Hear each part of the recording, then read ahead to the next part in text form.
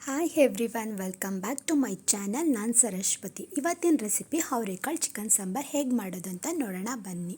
ರೈಸ್ಗಂತೂ ಸೂಪರಾಗಿರುತ್ತೆ. ಫಸ್ಟಿಗೆ ಡಿಸ್ಪ್ಲೇನಲ್ಲಿ ತೋರಿಸೋ ಮಸಾಲೆನ ರೆಡಿ ಮಾಡ್ಕೊಬೇಕು. ಚಕ್ಕೆ, ಲವಂಗ, ಮೆಣಸು, ಜೀರಿಗೆ, ಧನಿಯಾಕಾಳು, ಅಕ್ಕಿನ ಹಾಕ್ಕೊಂಡು ಚೆನ್ನಾಗಿ ರೋಸ್ಟ್ ಮಾಡ್ಕೊಬೇಕು. ನೆಕ್ಸ್ಟಿಗೆ ಅದೇ ಪಾತ್ರೆಯಲ್ಲಿ ಈರುಳ್ಳಿ, ಬೆಳ್ಳುಳ್ಳಿ, ಶುಂಠಿ, ಹಸಿಮೆಣಸಿನ್ಕಾಯಿನ ಎಣ್ಣೆ ಹಾಕ್ಕೊಂಡು ನೀಟಾಗಿ ಹುರಿಬೇಕು.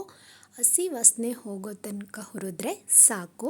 ನೆಕ್ಸ್ಟು ಟೊಮೊಟೊ ಹಣ್ಣನ್ನ ಆ್ಯಡ್ ಮಾಡ್ಕೊಬೇಕು. ನಿಮ್ಗೆ ಎಷ್ಟು ಹುಳಿ ಬೇಕೋ ಅಷ್ಟು ಹಾಕೊಂಡ್ರೆ ಓಕೆ. ನೆಕ್ಸ್ಟು ಕೊತ್ತಂಬರಿ ಸೊಪ್ಪು, ಪುದೀನ ಸೊಪ್ಪು, ಕಾಯಿ ತುರಿನ ಹಾಕ್ಕೊಂಡು ಚೆನ್ನಾಗಿ ಆ ಹಸಿ ವಾಸನೆ ಹೋಗೋ ತನಕ ಹುರ್ಕೊಬೇಕು. ಈಗ ಮಸಾಲೆ ರೆಡಿಯಾಗಿದೆ. ಅದನ್ನು ತಣ್ಣಗಾಗಿಬಿಟ್ಟು ಮಿಕ್ಸಿ ಜಾರ್ನಲ್ಲಿ ಅದನ್ನ ನುಣ್ಣಗೆ ರುಬ್ಕೊಳ್ಳೋಣ. ನೆಕ್ಸ್ಟ್ ಅದೇ ಪಾತ್ರೆಗೆ ಎಣ್ಣೆ, ಕರ್ಬೇವಿನ ಸೊಪ್ಪು, ಚಿಕನ್ನ ಹಾಕ್ಕೊಂಡು ರುಚಿಗೆ ತಕ್ಕಷ್ಟು ಉಪ್ಪು, ಅರಿಶಿನ ಪುಡಿ, ಹಸಿ ಅವರೆಕಾಳನ್ನ ನಾನು ಇದ್ರ ಜೊತೆ ಆ್ಯಡ್ ಮಾಡ್ಕೊತಾ ಇದ್ದೀನಿ.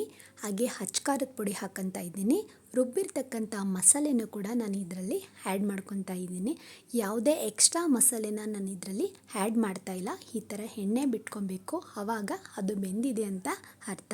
ನಿಮಗೆ ಬೇಕಾದಷ್ಟು ನೀರು ಹಾಕ್ಕೊಂಡು ಕ್ಲೋಸ್ ಮಾಡಿ ಕುದಿಯಲಿಕ್ಕೆ ಬಿಟ್ಟರೆ ಹಸಿ ಅವರೆಕಾಳಿನ ಚಿಕನ್ ಸಾಂಬಾರ್ ರೆಡಿ. ಒಂದ್ಸಲಿ ಟ್ರೈ ಮಾಡಿದ್ರೆ ತುಂಬಾ ಚೆನ್ನಾಗಿರುತ್ತೆ.